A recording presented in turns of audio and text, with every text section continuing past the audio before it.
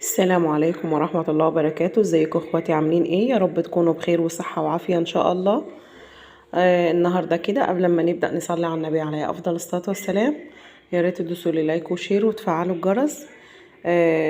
على فكرة انتوا وحشتوني جدا جدا جدا، وانا في الصعيد دلوقتي لسه ما روحتش. ما رجعتش القاهرة، فقلت بقى استغل الفرصة اللي انا فيها دي واعمل حبة حاجات كده في الصعيد. يعني يا ريت تستفيدوا منها.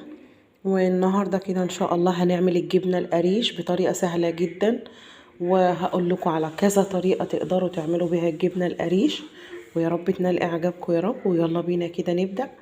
على فكره انا عينت اللبن ده من امبارح.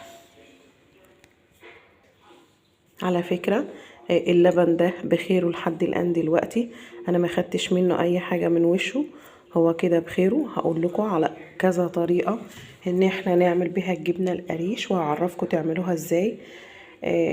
اول حاجه كده ان شاء الله كده هنجيب ايه؟ هنجيب اللبن، جيبي الكميه اللي انت عايزاها، بس جيبي من مكان يكون موثوق منه، او زريبه، او حد بيبيع لبن مضمون. يعني يبقى ايه؟ يبقى جاي طازة، يعني ما دخلش التلاجة اساسا. تجيبي اللبن ده وتصفيه بشاشة او قماشة كده نظيفة، هتصفيه. وبعد ما تصفيه ده تصفيه من الشوايب، تكون في مثلا ممكن تكون في شعراية او في اي حاجة من الجاموسة او البقرة او حاجة زي كده، هتجيبيه وتصفيه كويس. بعد ما تصفيه هتجيبي حلة زي كده، وهتحطي الحلة على النار، تديها صدمة تبقى سخنة قوي، وتروحي نازلة بيها باللبن فيها. تحطي بقى اللبن ده، ممكن ايه، ممكن تخليه كده بس ايه، هيقعد مثلا تقريبا بتاع يوم او يومين. تحطيها كده في مكان بعيد عن الاطفال، محدش يروح عنده الا انتي، ما تحركوهوش لمدة يومين.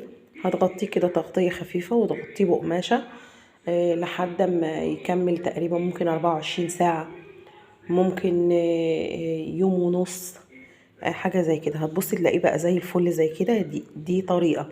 ممكن الطريقة التانية انك تجيبي له منفحة من الصيدلية، ازازة كده بتتباع منفحة 3-4 جنيه. هتقطري برضو في اللبن دافي، هتقطري نقطتين 3 برضو، هتعملي فيه نفس الطريقة اللي احنا عملناها.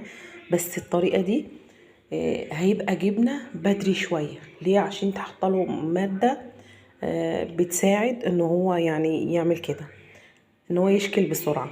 والطريقة التالتة بقى انك انت تحطي له معلقتين خل، وبنفس الطريقة اللي انا قلت لك عليها كده هيطلع زي الفل معاكي، واللبن هيبقى بخيره. على فكرة انا ما شلتش القشطة، لو خدتوا بالكم دلوقتي هوريكم. بصوا القشطة، بصوا طبقة القشطة، لو خدتوا بالكم منها انا ما شلتش، لان انا الصراحة انا عايزاه بقشطته، انا بحبها كده، بحب الجبنة تكون بقشطتها، انا بحبها كده.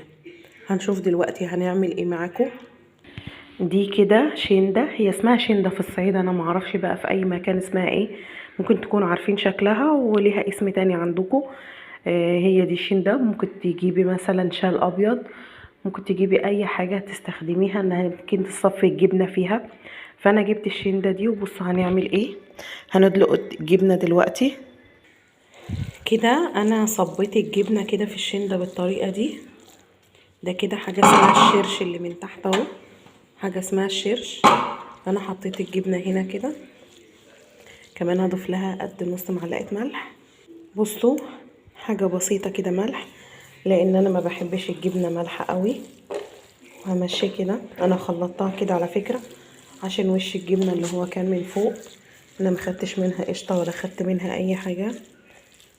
على فكرة اللبن ده بقري مش جاموسي، وهنعمل كده بالطريقة دي.